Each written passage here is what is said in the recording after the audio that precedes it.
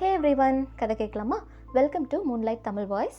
Chinese drama இண்டஸ்ட்ரியை உலகம் முழுக்க எடுத்துகிட்டு போய் ஃபேமஸ் ஆகின நிறையா ஒர்க்ஸ் இருக்குது. அதில் ரொம்ப இம்பார்ட்டண்ட்டான ஒர்க்னு பார்த்தா த அன்டேம்ட். இந்த ட்ராமா 2019 டான்சன்ட் கம்பெனி ப்ரொடக்ஷன்ஸ்க்கு கீழே வெளிவந்த ஒன் ஆஃப் த மேசிவ் ஹிட்ஸ்னு சொல்லலாம். அதோட Tamil explanations and voice over தான் இன்றைக்கி நம்ம பார்க்க போகிறோம். இதோட ஒன்லைனர் என்னன்னு பார்த்தா, நம்மளோட ஹீரோ ஆக்சுவலாக இறந்துருவார். 16 வருஷம் கழித்து இறந்து போனவரை ஆத்மாவாக திருப்பி கொண்டு வருவாங்க. அவர் திரும்பி வந்ததுக்கப்புறம் அவரோட பெஸ்ட் ஃப்ரெண்டான நம்மளோட செகண்ட் ஹீரோ கூட சேர்ந்து ஒரு மிஸ்டீரியஸான கொலை வழக்கை எப்படி சால்வ் பண்ணுறாரு அப்படிங்கிறது தான் இந்த ட்ராமாவோட கதையே. Thriller, mystery, suspense, humour, romance, காமெடின்னு எல்லாமே சூப்பராக மிக்ஸ் ஆகிருக்க ஒன் ஆஃப் த பெஸ்ட் ட்ராமாஸ்னு சொல்லலாம். ஸோ கண்டிப்பாக த்ரூ அவுட் வாட்ச் பண்ணுங்கள். இந்த ட்ராமாவில் 2 மெயின் கேரக்டர்ஸ் இருக்காங்க. ஒன்று நம்மளோட வெய்வோக்ஷியான். வெய்வோக்ஷியான் ரொம்பவே ஃபன்ஃபில்டான ஒரு ஆள். எல்லார் கூடயும் துருன்னு சண்டை போட்டுட்டு ரூல்ஸாக அது எங்களுக்கு கிடையாது அப்படிங்கிற மாதிரி ஒரு ஸ்போர்ட்டியான பர்சனாலிட்டி. அப்படியே இவருக்கு ஆப்போசிட்டாக இருக்கிற நம்மளோட செகண்ட் ஹீரோ லான் வாங்ஜி. யார்கிட்டையும் அதிகமாக பேசாமல் ரொம்ப பொறுப்பாக, ரூல்ஸ்னால் எல்லாமே ரொம்ப ஸ்ட்ரிக்டாக ஃபாலோ பண்ணிவிட்டு எல்லாருமே இவரை கண்டா கொஞ்சம் மரியாதையும் இருக்கும், பயமும் இருக்கும். அப்படிப்பட்ட ஒரு பர்சன். ஸோ இவங்க 2 பேரும் ஒரு நெருப்பும் நீரும் மாதிரி. இவங்க 2 பேரும் சேர்ந்து ஒரு ரூமில் இருந்தாலே அங்கே பக்கா இருக்கும். இதில் சேர்ந்து ட்ராவல் பண்ணி ஒரு கொலை வழக்கு கண்டுபிடிக்கிறாங்கன்னா எப்படியெல்லாம் இருக்க போகுது. காமெடிக்கு பஞ்சமே இருக்காது. ஸோ கண்டிப்பாக நம்மளோட சீரீஸில் ஒவ்வொன்றா நம்ம அதெல்லாம் பார்க்க போகிறோம். இப்போ எபிசோட் 1 போகலாம். எபிசோட் 1 எங்கே ஸ்டார்ட் ஆகுதுன்னா, நம்மளோட ஹீரோ வெய்வோக்ஷியான் ஒரு மலை விளிம்பில் நின்றுட்டுருக்காரு. நான் தான் சொன்னேன் இல்லையா, அவர் இறந்துருவாருன்னு. இறந்து போகிறதுக்காக தான் ஆக்சுவலாக நின்றுட்டுருக்காரு. அவரை சுற்றி எல்லாரும் சண்டை போட்டுட்ருக்காங்க. இந்த ட்ராமாவில் 5 பெரிய குளங்கள் இருக்கும். குளங்கள் அப்படின்னா நெய்க்குளம், ஜியாங்குளம், இந்த மாதிரி 5 பெரிய குளங்கள் இருக்கும். இந்த குளத்தார்கள் எல்லாரும் சேர்ந்து சண்டை போட்டுட்ருக்காங்க. இன்னும் நிறைய பேரும் சேர்த்து சண்டை போட்டுட்ருக்காங்க. இத்தனை பேரும் எதுக்காக சண்டை போடுறாங்கன்னா, அதுக்கு 2 காரணம் தான். ஒன்று நம்மளோட வெய்வோக்ஷியான், இன்னொன்று புலிமுத்திரை. புலிமுத்திரை மந்திரக்கல். நம்மளோட மந்திரக்கல் அப்படின்னதையும் நமக்கு சின்ன வயசில் பார்த்த நிறைய கார்ட்டூன்ஸ் கூட ஞாபகம் வரும். ஸோ இங்கேயும் அதே மாதிரி ஒரு மந்திரக்கல் தான். இந்த புலிமுத்திரை கல்லோட சக்தி என்னன்னு பார்த்தா, இது நிறைய அமானுஷ்யங்களால் ஆனது. இந்த அமானுஷ்ய கல்லை வச்சு யாரை வேணாலும் நம்ம ஈஸியாக அழிக்க முடியும். அந்த கல்லை உருவாக்குனது நம்மளோட வெய்வோக்ஷியான். ஸோ இப்படிப்பட்ட ஒரு கல் தனக்கு வேணும், ஆனால் அவன் உருவாக்குனவன் மட்டும் நமக்கு வேண்டாம் அப்படிங்கிற மாதிரி எல்லாரும் வெய்வோக்ஷியானுக்கு எதிர்க்க சண்டை போட்டுருப்பாங்க. அந்த புலிமுத்திரையை அடையணும்னு சண்டை போட்டுருப்பாங்க. இத்தனையும் பார்த்துட்டு ஆளை விடுங்கடா அப்படின்னு சொல்லிட்டு நம்மளோட வெய்வோக்ஷியான் இறந்து போவார். ஆனால் இறந்து போகிறதுக்கு இதெல்லாம் ஒரு காரணமா? இன்னும் நிறைய காரணம் இருக்குங்க. அவரோட லைஃப்பில் நடந்த நிறைய மோசமான இன்சிடென்ட்ஸ், அவரோட இழப்புகள், இதெல்லாம் தான் காரணம். ஸோ கடைசியாக அவர் இறந்து போக ட்ரை பண்ணி கீழே குதிச்சிடுவார். அப்போ நம்மளோட செகண்ட் ஹீரோ லான் வாங்ஜி அவரை காப்பாற்ற ட்ரை பண்ணுவாங்க. என்ன தான் காப்பாற்ற ட்ரை பண்ணாலும் காப்பாற்ற முடியாது. கடைசியில் வெய்வோக்ஷியான் கீழே விழுந்து இறந்துருவார். இப்போ 16 வருஷம் கழித்து இந்த கதையை, வெய்வோக்ஷியான் அண்ட் புலிமுத்திரை இதுங்க கதையை ஒரு பெரியவர் ஒரு சின்ன ஹோட்டல் மாதிரி ஒரு இடத்துல உட்காந்து மித்த எல்லாருக்கும் சொல்லிக்கிட்டு இருக்காங்க. இப்போ ஏன் திடீர்னு 16 வருஷம் கழித்து இப்படி ஒரு கதையை ஆரம்பிக்கணும்? நமக்கு திரைக்கு பின்னாடி ரொம்பவே மர்மமான ஒரு நபரை காட்டுவாங்க. அந்த மர்மமான நபர் தான் சொல்லப்போனால் இந்த பெரியவரை இந்த கதையவே சொல்ல வச்சுட்டு இருப்பாங்க. அவங்க யார், ஏன் இந்த மாதிரி கதையெல்லாம் இப்போ வந்து சொல்ல வைக்கிறாங்க, 16 வருஷம் கழிச்சு எதுக்கு வெய்வோக்ஷியானை பற்றி பேசணும், இதெல்லாமே நம்ம கொஞ்சம் வெயிட் பண்ணி தான் பார்க்கணும். அங்கே இருந்த ஸ்டூடெண்ட்ஸும் அதை ரொம்ப பொறுமையாக கேட்டுட்டு இருப்பாங்க. ஸோ ஆக மொத்தம் வெய்வோக்ஷியான் பற்றின பேச்சு 16 வருஷம் கழிச்சு மறுபடியும் ஆரம்பிச்சாச்சு. ஸோ இது கிட்டத்தட்ட வெய்வோக்ஷியான் மறுபடியும் திரும்பி வர போகிறாரு இல்லையா, அதுக்கு முன்னெச்சரிக்கை மாதிரி நம்ம எடுத்துக்கலாம். இப்போ அடுத்த சீனில் மோ மேன்ஷனை நமக்கு காட்டுறாங்க. மோவின் வீடு. சொல்லப்போனால் ஒரு ஊரில் மோ குடும்பம் அப்படின்னு ஒரு குடும்பம் இருக்கும். அந்த ஊரில் நிறைய அமானுஷ்ய பிரச்சனைகள் எல்லாம் நடந்துட்டுருக்கும். முக்கியமாக அந்த மோ குடும்பத்தார்களுக்கு நிறைய பிரச்சனை நடந்துட்டுருக்கும். அதனால் அந்த மோ குடும்பத்தை சேர்ந்தவங்க லேண்ட் குளத்தில் இருந்து லேண்ட் சீடர்களை வர வச்சுருப்பாங்க. லேண்ட் சீடர்கள் அப்படிங்கிறவங்க நிறைய சக்தியோடு இருப்பாங்க. அவங்களால இந்த பேய் ஓட்டுறது, பேய்களால் வர பிரச்சனை, அமானுஷ்ய பிரச்சனை எல்லாமே தவிர்க்க முடியும். ஸோ அதனால் அவங்கள வர வச்சுருப்பாங்க.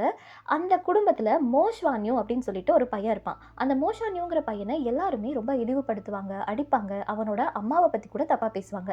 அதனால் அந்த குடும்பத்தில் இருக்கிற யாரையுமே மோஷான்யூக்கு பிடிக்காது.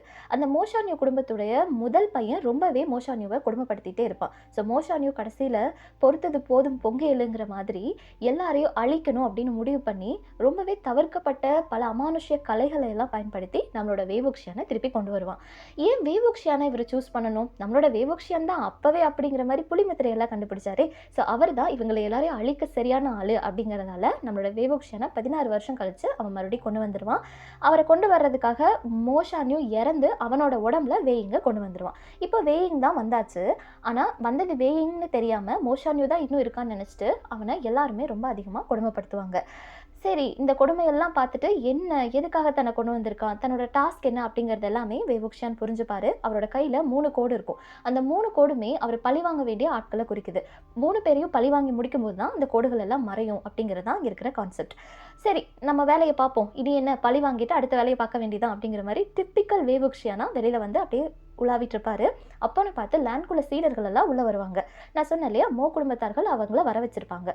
ஆனால் இப்போ வேவுக்ஷியானுக்கு ரொம்ப டவுட் ஆயிரும். நான் வந்ததுமே இவங்கள பார்க்குறேனே, இது ஜஸ்ட் கோயின்சிடன்ஸ் தானா, இல்லை இதுக்கு நடுவில் ஏதாவது பெரிய ஒரு மறுக்கப்பட்ட இல்லைனா மறைக்கப்பட்ட விஷயங்கள் ஏதாவது இருக்கா என்ன அப்படின்னு யோசிச்சுட்டு இருப்பாரு.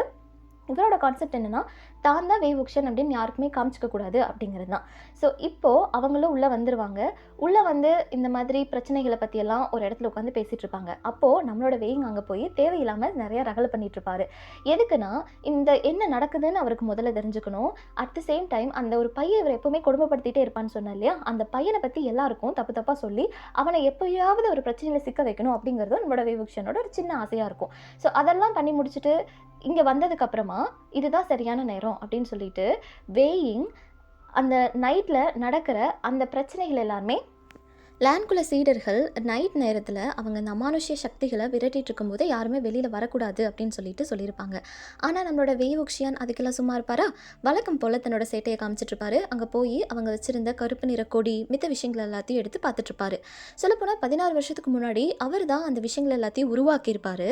ஆனால் அவரை எல்லாரும் வெறுத்தாங்க. இப்போது அவர் உருவாக்கின விஷயத்தை தான் எல்லாருமே யூஸ் பண்ணிகிட்ருக்காங்க அப்படிங்கிறத நினச்சி சிரிச்சுட்டு வந்துடுவார்.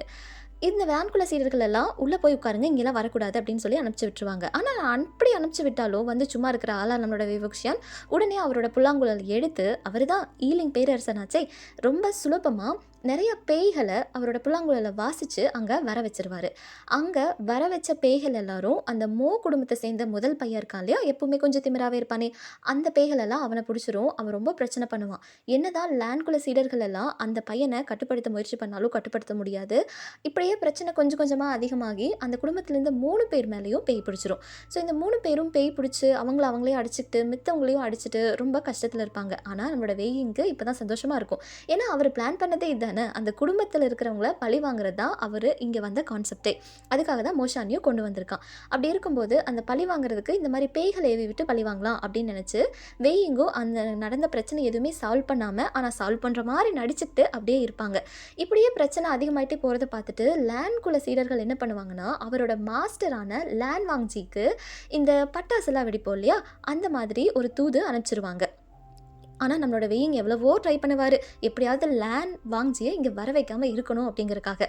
ஆனால் அது நடக்காது. அந்த ஸ்டூடெண்ட்ஸ் எல்லாரும் அதுக்கான தூது அனுப்பிச்சிருவாங்க. கடைசியில் லேன் வாங்ஜி இங்கே வந்துடுவார். ஆனால் அவரை பார்த்த உடனே நம்மளோட வேவுக்ஷியான் ஒரு தூணுக்கு பின்னாடி போய் ஒளிஞ்சுப்பார்.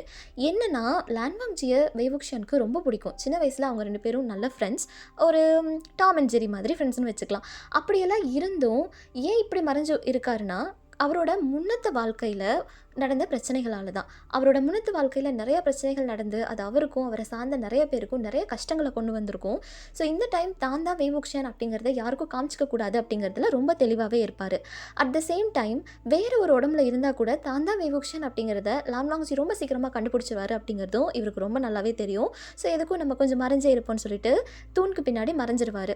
லான் வாங்ஜி அங்கே வந்ததும் அங்கேருந்த பிரச்சனையை உடனே சால்வ் பண்ணி அங்கே இருக்கிற எல்லா பேய்களையும் ஒரு வாள்குள்ளே கொண்டு வந்து அந்த வாள் பார்க்கும்போது தான் தெரியும் அது சாதாரண ஆவிகள் கிடையாது, இது புலிமுத்திரை கூட ரிலேட் ஆன ஒரு விஷயம் அப்படின்னு சொல்லிட்டு. ஆனால் லான் வாங்ஜி இது புலிமுத்திரையை சார்ந்ததுன்னு சொன்ன உடனே அங்கே எல்லாருக்கும் ஒரு நிமிஷம் பதட்டமே ஆயிரும், நிறைய கன்ஃபியூஷன்ஸ் வந்துடும். ஏன்னா புலிமுத்திரை வந்து வேவுக்ஷியான் கூட சேர்ந்து 16 வருஷத்துக்கு முன்னாடியே அழிஞ்சு போச்சு அப்படிங்கிறது தான் ஒரு கதையாக இருந்துச்சு இவ்வளோ நாள். இப்போ திடீர்னு புலிமுத்திரை ஏன் திரும்பி வந்திருக்கு, அப்படி புலிமுத்திரை திரும்பி வந்திருக்குன்னா நம்மளோட வேவுக்ஷியானும் திரும்பி வந்திருக்காரா அப்படிங்கிற மாதிரி எல்லாருமே பதட்டப்பட ஆரம்பிச்சிருவாங்க. கடைசியில் வேவுக்ஷியான் 16 வருஷத்துக்கு முன்னாடி இறக்கறதுக்கு முன்னாடி அவரை பார்த்து எல்லாருமே பயப்படுவாங்க. அவர் நல்லவர்னு யாருமே நம்ப மாட்டாங்க. ஆனால் அவனால் பேய்களை வர வைக்க முடியும், பேய்களை வர வச்சு எல்லாத்தையும் அழிக்க முடியும் அப்படிங்கிற பேரோட தான் நம்மளோட வேவுக்ஷியான் இறந்துருப்பார். ஆனால் அவரோட மனசு என்னமோ நல்ல மனசாக தான் இருந்திருக்கும். இப்போ இத்தனை பிரச்சனை போயிட்டுருக்கும்போது நம்மளோட வேவுக்ஷியான் இப்போவும் சும்மாவாக இருக்க முடியும். லான் வாங்ஜியை அமைதியாக கலாய்ச்சிட்ருப்பார். எப்போவுமே லான் வாங்ஜி ஒயிட் கலர் ட்ரெஸ், வெள்ளை நிற ஆடை தான் அணிஞ்சிட்ருப்பாரு. ஸோ அதுக்கு நம்மளோட வேவுக்ஷியான் இவர் என்னமோ எப்போ பாரு இறப்பு வீட்டுக்கு போகிற மாதிரி வெள்ளை கலர் துணியிலேயே சுற்றிட்டுருக்கா இந்த ஆள் அப்படிங்கிற மாதிரி ரொம்ப ஃபன்னியாகவே மார்க் பண்ணிகிட்ருப்பாங்க. ஸோ இப்போது இதெல்லாம் நடந்துட்டு இருக்கும்போது வேவுக்ஷியான் இதுக்கப்புறம் நம்ம இங்கே இருக்கக்கூடாது அப்படின்னு சொல்லிட்டு கிளம்பிடுவார். என்னதான் அவர் கிளம்புனாலும் ஒரு மாதிரி சின்ன ஒரு க்ளூ மாதிரி லான்வாங்ஜிக்கு கிடைக்கும்.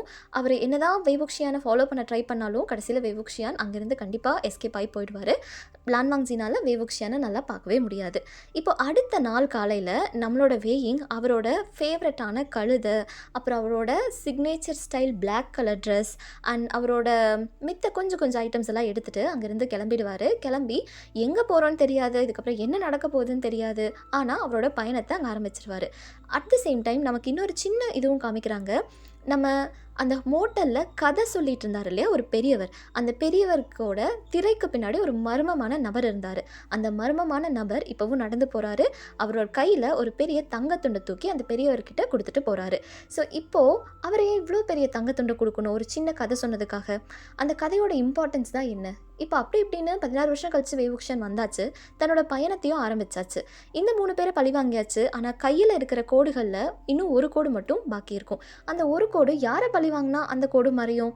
இப்போது நம்மளோட வேயிங் லான்வாங்ஜியை நேருக்கு நேராக பார்க்க மாட்டாரா? லான்வாங்ஜி இவரை மறுபடியும் கண்டுபிடிச்சிருவாரா? கண்டுபிடிச்சதுக்கப்புறம் இன்னும் என்னென்னலாம் நடக்க போகுது அதெல்லாம் இருக்கட்டும். இந்த உலகம் எல்லாருமே இவர் வந்திருக்கிறது மோஷானு கிடையாது, வெய்வுக்ஷியான் அப்படிங்கிறத கண்டுபிடிக்காதா? இதுக்கு எல்லாத்துக்கும் நம்ம வெயிட் பண்ணி தான் பார்க்கணும். ஸோ இதோட நம்மளோட எபிசோட் 1 முடியுது. ஸோ நெக்ஸ்ட் எபிசோட் 2ல் மீட் பண்ணலாம். இந்த ஸ்டோரி பிடிச்சிருக்குன்னா இந்த எபிசோட் 1ல் உங்களுக்கு பிடிச்ச பார்ட் என்ன அப்படிங்கிறத நீங்கள் கமெண்ட் பண்ணுங்கள். அண்ட் கண்டிப்பாக லைக் பண்ணிவிட்டு நம்மளோட சேனல் சப்ஸ்கிரைப் பண்ணி